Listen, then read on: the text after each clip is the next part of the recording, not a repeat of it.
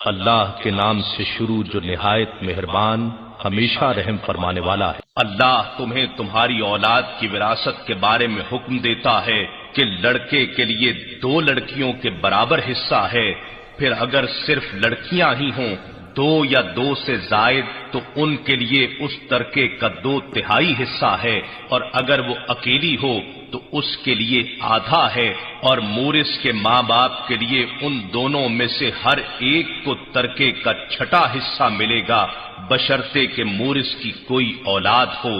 پھر اگر اس میت مورث کی کوئی اولاد نہ ہو اور اس کے وارث صرف اس کے ماں باپ ہوں تو اس کی ماں کے لیے 1/3 ہے اور باقی سب باپ کا حصہ ہے۔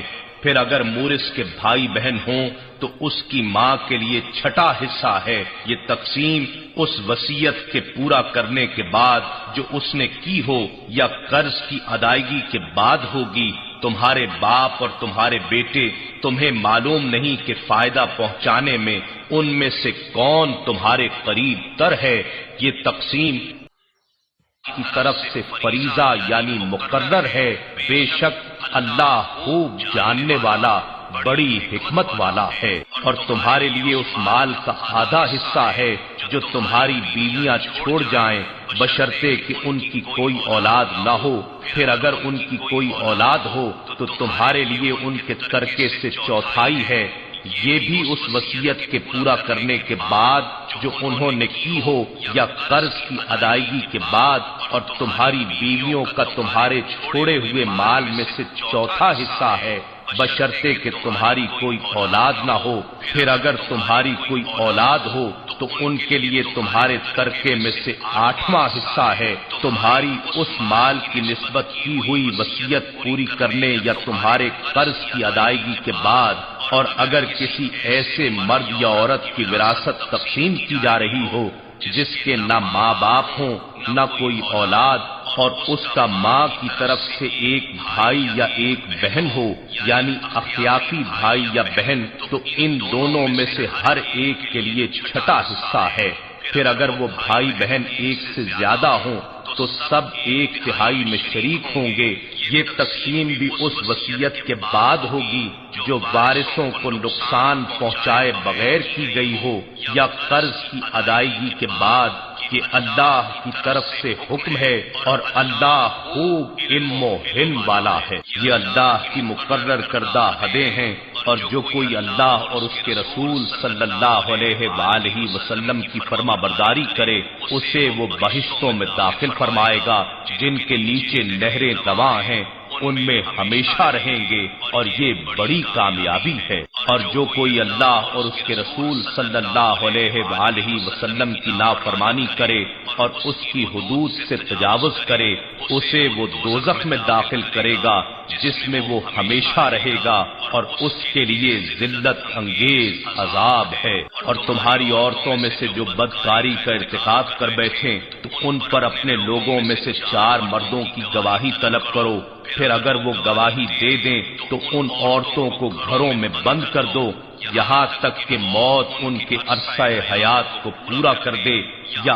اللہ ان کے لیے کوئی راہ یعنی نیا حکم مقرر فرما دے۔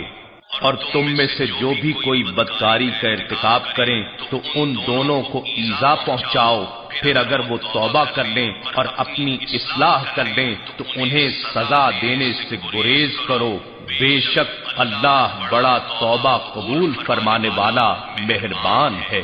اللہ نے صرف انہی لوگوں کی توبہ قبول کرنے کا وعدہ فرمایا ہے جو نادانی کے باعث برائی کر بیٹھیں پھر جلد ہی توبہ کر لیں، پس اللہ ایسے لوگوں پر اپنی رحمت کے ساتھ رجوع فرمائے گا، اور اللہ بڑے علم بڑی حکمت والا ہے۔ اور ایسے لوگوں کے لیے توبہ کی قبولیت نہیں ہے جو گناہ کرتے چلے جائیں یہاں تک کہ ان میں سے کسی کے سامنے موت آ پہنچے تو اس وقت کہے کہ میں اب توبہ کرتا ہوں، اور نہ ہی ایسے لوگوں کے لیے ہے جو کفر کی حالت پر مریں، ان کے لیے ہم نے دردناک عذاب تیار کر رکھا ہے۔ اے ایمان والو، تمہارے لیے یہ حلال نہیں کہ کہ تم زبردستی عورتوں کے وارث بن جاؤ اور انہیں اس غرض سے نہ روک رکھو کہ جو مال تم نے انہیں دیا تھا اس میں سے کچھ واپس لے جاؤ، سوائے اس کے کہ وہ کھلی بدکاری کی مرتکب ہوں، اور ان کے ساتھ اچھے طریقے سے برتاؤ کرو۔ پھر اگر تم انہیں ناپسند کرتے ہو تو ممکن ہے کہ تم کسی چیز کو ناپسند کرو، اور اللہ اس میں بہت سی بھلائی رکھتے۔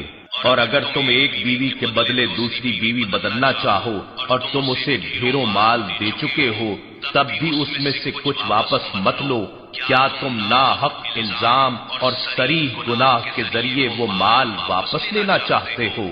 اور تم اسے کیسے واپس لے سکتے ہو حالانکہ تم ایک دوسرے سے پہلو ب پہلو مل چکے ہو اور وہ تم سے پختہ عہد بھی لے چکی ہیں؟ اور ان عورتوں سے نکاح نہ کرو جن سے تمہارے باپ دادا نکاح کر چکے ہوں، مگر جو اس حکم سے پہلے گزر چکا وہ معاف ہے۔ بے شک یہ بڑی بے حیائی اور غضب کا باعث ہے اور بہت بری روش ہے۔